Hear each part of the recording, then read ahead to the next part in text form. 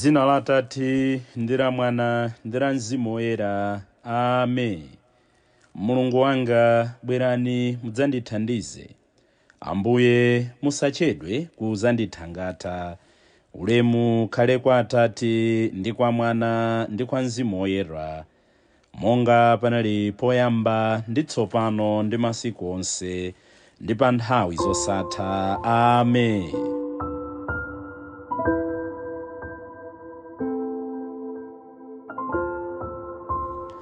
Ino ndiyo nthawi yabwino, nthawi imene Mulungu akukomera mtima anthu ake, nthawi imene Mulungu akukomera mtima inu ndi ine. Tonsefe tikuyitanidwa mu nyengo ino ya Lenti kubwerera kwa Mbuye wathu kuti atikomere mtima. Kodi mwachiona kale chifundo cha Mulungu? Mwatsegula kale maso anu, makutu anu, kuti timve zimene Mulungu akuyankhula, tione zimene Mulungu akuchita m'moyo mwathu? Ndikulandireni abale ndi alongo pa mbindikiro wathu uno, ulendo wa masiku 40 wa nyengo ya Lenti. Lero ndi lachiwiri pa 12 March chaka cha 2024, ndipo ndi tsiku la namba 24 la mbindikiro wathu. Pang'ono ndi pang'ono tikukwera ku Yerusalemu.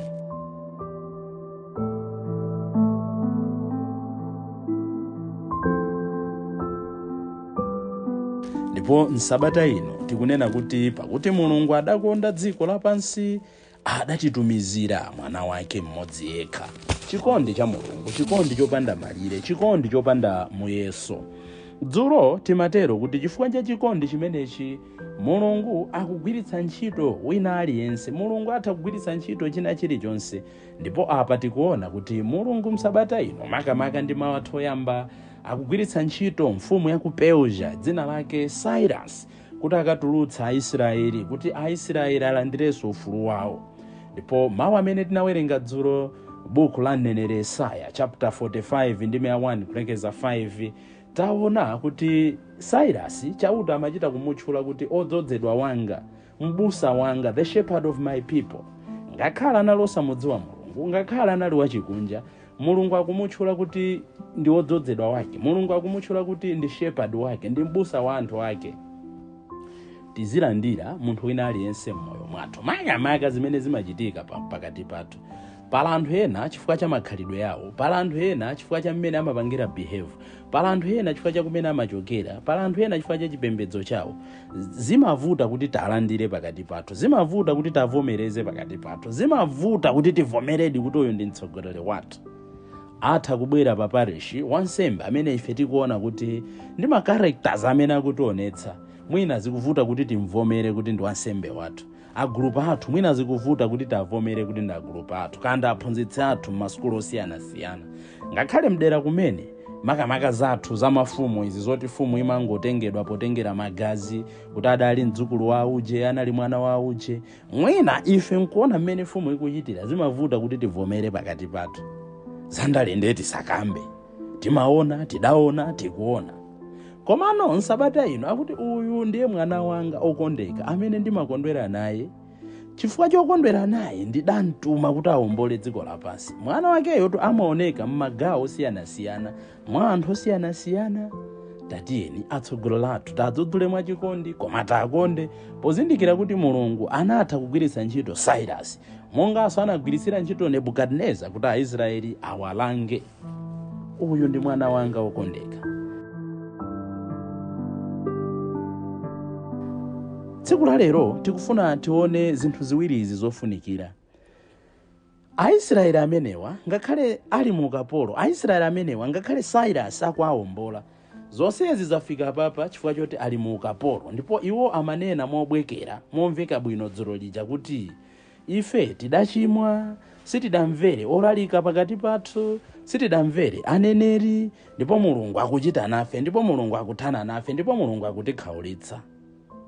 Komano chimene ndimafuna ino ndine tione nchonena kuti tchimo limakhala nzotsatira zake. There is a consequence to sin. Whether we like it or not, tchimo limakhala ndi zotsatira zake. Aisraeli zotsatira za machimo awo linali kupita mu ukapolo. sipokhapo ayi ngakhale mukapolopo mmene amawinya ngakhale nthawi imene ina akwananso yoti abwerere dziko la kwawo mmene anali kuwinya tamva kuti adawapangira njoka, adatumizira njoka zaululu zimene zimati zikaluma munthu amafa akupita ku kapolo pamene akubwerera kwawo akuwinya chifukwa cha makani chifukwa cha kunyada Mulungu akuwatumizirabe njoka kuti zalume njoka zaululu. Every action that we do in life imakhala ndi ma consequences yake. A Chinese amatero kuti in life there is no reward or punishment, there are only consequences. Kuti mmoyo mu mulibe mphoto kapena chilango, muli zotsatira chabe. Pamene ndasankha kuti ndizichita zabwino, zotsatira zake zikhalanso zabwino. Pamene ndasankha kuti kandikhala wamwano, kandikhala wa umbombo, kandikhala wa ulesi, palinso ndi zotsatira zake. Ndikasankha kudzala ndi mvula yoyamba, chimanga chimera bwino. Ndikasankha kuchisamalira bwino, ndidzakolola zambiri. Ndikasankha kumadzuka nthawi yabwino, ndikhala ndi inner peace. Ndikasankha kumachita zimene zikuyembekezeka of me, what is expected of me, kuti ndikuyenera kutumikira anthu anga, ndikuyenera kuchita zimene anthu akuyembekeza kwa ine, kandi ne doctor, kandi ne mphunzitsi, kandi ne wansembe, kuchita zimene pa nthawi yake anthu akuyembekeza ochokera kwa ine. Pakhalanso zotsatira zake. Chotsatira choyamba ndichonena kuti ndimakhala ndi mtendere. Chotsatira chachiwiri moyo amati satisfaction, kukhutitsidwa. Kukhutitsidwa sikumabwera chifukwa choti ndili ndi ndalama zambiri, kapena chifukwa choti anthu ambiri akundombera m'manja, kapena chifukwa choti anthu ambiri akutama dzina langa. Kukhutitsidwa kumabwera pamene tichita zoyenerera, ndipo mtima wathu umatiuza kuti izi ndi zimene ndimayenera kuchita. Aisraeli ali mu ukapolo. Aisraeli adapita ku ukapolo. Aisraeli pamene anali kubwerera kwawo, Mulungu anatumizira njoka zaululu kuti ziwalume chifukwa cha kusamvera, chifukwa cha kunyada, chifukwa cha kusathokoza, chifukwa cha kusakhutitsidwa. Every action that we do in life ili ndi ma consequences ake. Ndachita chiyani mu nyengo ino ya Lenti? Chimene ndichooneka ndi maso kuti ndikusankha kuti ndikhale mbali ya Chauta, ndikusankha kuti ndikhale mbali ya mtendere, ndikusankha kuti ndikhale mbali ya kukhutitsidwa, ndikusankha kuti ndikhale mbali ya kumva kukoma. Kaya koma aliyense mwa ife ayang'ane moyo wake, aliyense mwa ife ayang'ane mtima wake, aliyense mwa ife ayang'ane ubale wake, ubwenzi wake ndi Mulungu. Pajatu mpingo adipatsa ngodya zitatu zimene titazitsata molondola, zimene titazitsata mwakhama, zimene titazitsata mowirikiza zibweretsa ma consequences abwino mmoyo mwathu. Mapemphero pafupi. Ndipo tidanena kuyambirira kuja kuti pemphero ntchito yake is an action that leads us to God. Ntchito zachifundo zimene zimatithandizira kuti tione Yesu osauka mwa anthu ena, nanga nkhani yakusala ndi kupunguza, kuti mkatikati mwathu mubwere njala ina yake yodabwitsa, njala yofuna kuyanjana ndi Mulungu. Zimenezi ndikazichita pafupi, ndikazichita mwa ubwino, ndiyanjana ndi Mulungu wanga, tiyanjana ndi Mulungu wathu, tipeza zimene Mulungu amapereka kwa anthu ake. Ndi chani chimene chikuchita tsiku la lero, chimene chingathe kubweretsa mtendere, chimene chingabweretse ulemerero ku dzina la Mulungu? Abale ndi alongo, tikunena kuti chilichonse chimene timachita mmoyo uno chili ndi zotsatira zake. Ndikakonda kukhululukira ena, ndi mujambo Yesu amanena kuti odala ochitira anzawo chifundo, Mulungu adzachitiranso chifundo. Odala okhululukira anzawo, Mulungu adzawakhululukira. Dziko lili ngati galasi, moyo uli ngati glasi, uzimunso uli ngati glasi.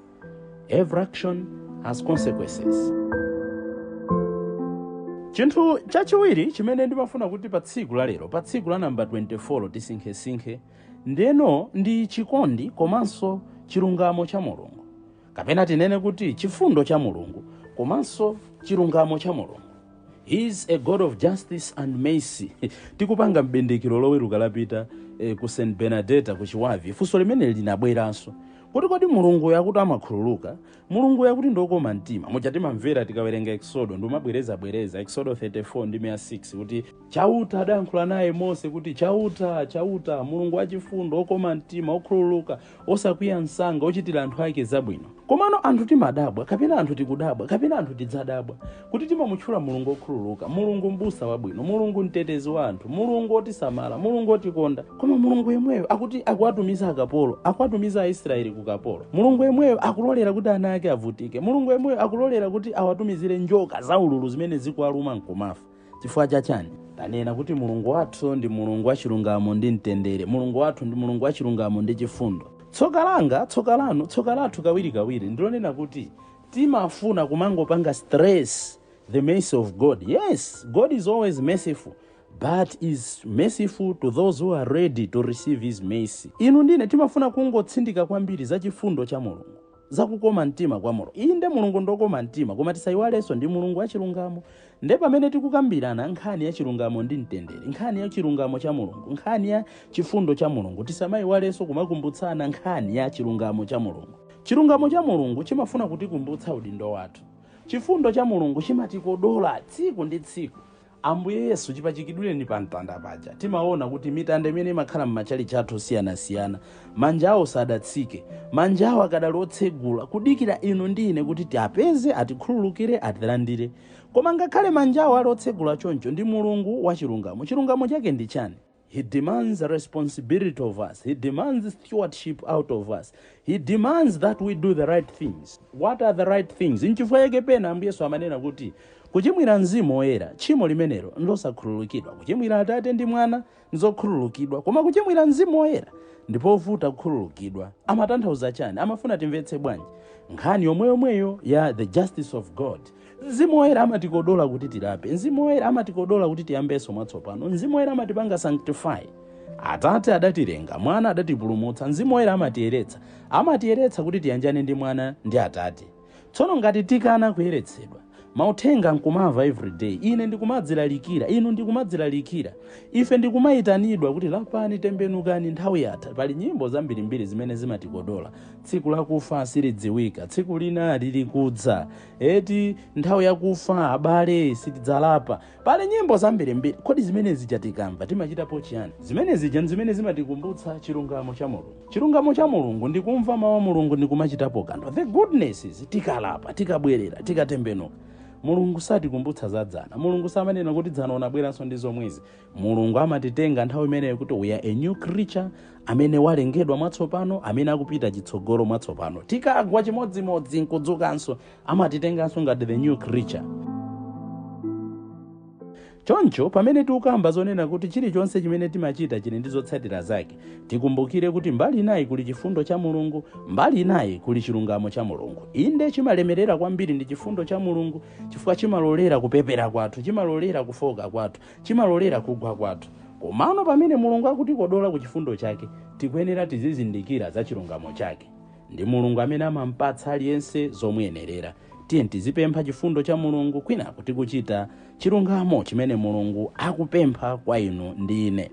Ndipo potsirizira chimene timafuna tione ndi nkhani tsopano ya Uthenga Wabwino umene tinaona tsiku la mulungu, kuti koyambirirako akunena kuti mulungu adawatumizira njoka za ululu m'chipululu muja zimene zimati zikawaluma amafa. Kenaka atalira kwa mulungu, atapepesa kudzera mwa Mose, mulungu adamuza kuti apange njoka yamkuwa imene wina aliyense akayiyang'ana imanchiritsa. Njoka ija kufanizira kuti monga adachitira mwana wa munthu, monga adachitira m'chipululu muja kuti anapachika njoka pa mtanda, mwana wa munthunso akadzapachikidwa anthu onse adzaona ulemerero wa mulungu. Chimene ndimafuna tinene apa nchonena kuti adawatumizira njoka za ululu. Pamene iwo adapepesa, pamene iwo adalira, sadazichotse njokazo ayi, koma amati aliyense amene walira, aliyense amene wapepesa, aliyense amene wagwada moyang'ana njoka ija amachiritsidwa. God sent them poisonous snakes. He did not take away the serpents, but he helped them, that whosoever believe in him, whosoever trust in him, whosoever change his way of doing things, mulungu amampatsa kuyamba mwatsopano.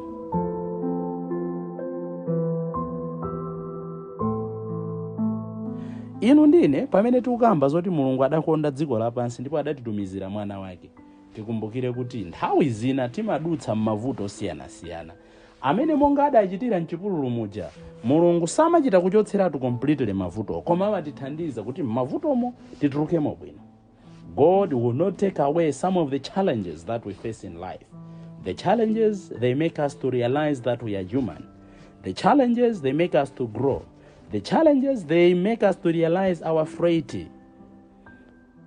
They make us to realize our frailties.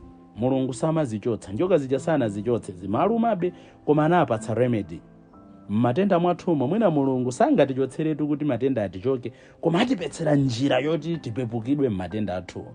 Tikagwade pansi pa mtengo pamene papachikidwa njoka yamkuwa, nalira napepesa, mulungu adzatipatsa kuyamba mwatsopano, mulungu adzatipatsa mtendere, mulungu adzatipatsa machiritso amene njoka zimene zikutiluma pansi pano zikutipatsa tsiku ndi tsiku. Nde njoka zimenezi zinali zaululu. They were poisonous snakes. Tikang'ana pakati pathu pamene mulungu akutikomera mtima, tikumbukire kuti ma poisonous snakes amenewa akanalipo, njoka zaululu zimenezi zikanalipo. Nchifukwa chani akuzitchula kuti njoka zaululu? Njoka yaululu, njoka imene ili poisonous, njoka imene ili ndi ululu woopsa, sipha nthawi imodzi, simangoluma munthu ndi kufa. Poison akalowa mthupi mwa munthu amapha pang'ono ndi pang'ono, amafoketsa munthu, amapanga suffocate. Eventually munthu uja zikafika kumtima, kubongo, munthu amafa. Ino ndine tili nawo poison osiyanasiyana pakati pathu, zimene sizipha munthu nthawi yomweyo, koma popita pa nthawi chikhristu chathu, moyo wathu odekha, moyo wathu odzinga umapezeka kuti ukufa mwa ife. Nde tili ndi poison wa ulesi. Ulesi suwononga zinthu tsiku limodzi, koma umaononga zinthu pang'ono ndi pang'ono. Lero mukhala mnyumba mosasesa, mawa mufika panja, tsiku lina mudyera mbale zongotsukuluza, pang'ono ndi pang'ono ukamadza zindikira zimakhala zinthu zawonongeka. Tili naye poison wa ulesi. Munyengo ino pamene mulungu akutikomera mtima, nyengo ino pamene akutionetsa kuti mwana wake anabwera kuti atipulumutse chifukwa chotikonda, tidzifunse kuti ulesi wanga ndachitapo chani? Ulesi kumoyo wa mapemphero. Satana kuti atizolowere, tchimo kuti litizolowere, tonsefe timayesedwa. Mwana wa munthu adayesedwa, koma Ambuye Yesu adapambana chifukwa kuti analibe ulesi nkachitidwe ka zinthu. Ino ndine tikaulola poison wa ulesi kuti atilowerere, poyamba amatigonjetsa ku moyo wathu auzimu, kenako amatilowetsa ku moyo wathupi. Ndangati mwa ife kale tinkalimbikira kupemphera tisanagone, tisanadye, tisanayambe ulendo, tinalowa ulesi pano. Satana pang'ono ndi pang'ono akutichotsera ulemerero umene mulungu adayika mwa ife. Tili ndi poison wa machimo osiyanasiyana. Chimo limene timalipanga mobwereza. Inde kugwa ndi kugwa, tonse timachimwa, koma aliyense ali ndi kachimo kena kake kamene amakapanga mobwereza, kamene kamapha chikumbumtima mwa iye, kamene kamapha uzimu mwa iye. Ambuye Yesu akunena kuti we should work on that poisonous sin because it is destroying our inner life. Ndipo njira yosonyezera kuti tagwidwa ndi poison, njira imene tingadzidziwire mwachidule kuti tagwidwa ndi poison kapena tathiridwa poison mmoyo wathu akuthupi komanso wauzimu, ndi kuyamba kudzikhulupirira ife eni, to believe that we can do everything on our own, to trust in our own capabilities. Munthu amene wasiya kukhulupirira mulungu, munthu amene wasiya kuonetsa kuti popanda Ambuye sindingapange china chilichonse, amayamba kukhulupirira mphamvu zake, amayamba kukhulupirira kutchuka kwake, amayamba kukhulupirira ndalama zake, amayamba kukhulupirira zonse zimene iye ali nazo. Ndi chani chimene chimandipangitsa lero kuti ndisiye kukhulupirira mulungu?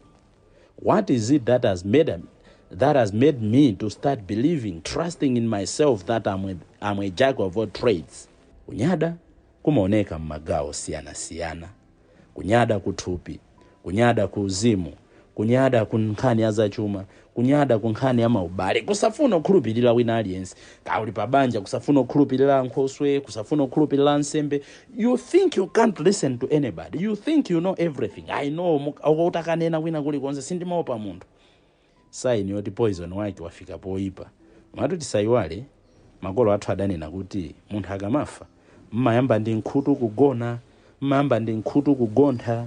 Tapempha Ambuye tsiku la lero choyamba atithandize kuti tizindikire za kukula kwa chikondi chake, koma koposaposa atizindikiritse zinthu ziwiri zimene takambirana tsiku la lero, kuti chilichonse chimene timachita mmoyo uno chimakhala ndi zotsatira zake zabwino kapena zoyipa, koma koposaposa pamene tikukamba za chifundo cha mulungu tisamayiwale za chilungamo cha mulungu. Zimenezo zitithandizira kuti tichotsa poison osiyanasiyana amene akuononga moyo wathu, kuyamba ndi poison wamkulu, poison wa ulesi. Ambuye akhale nanu. Madalitso a Mulungu wamphamvu zonse, Atate ndi Mwana ndi Mzimu Woyera akutsikireni ndi kukhala nanu nthawi zonse. Ndikufunireniso abale ndi alongo madzulo opambana ndipo osatopa pochita zabwino. Bye.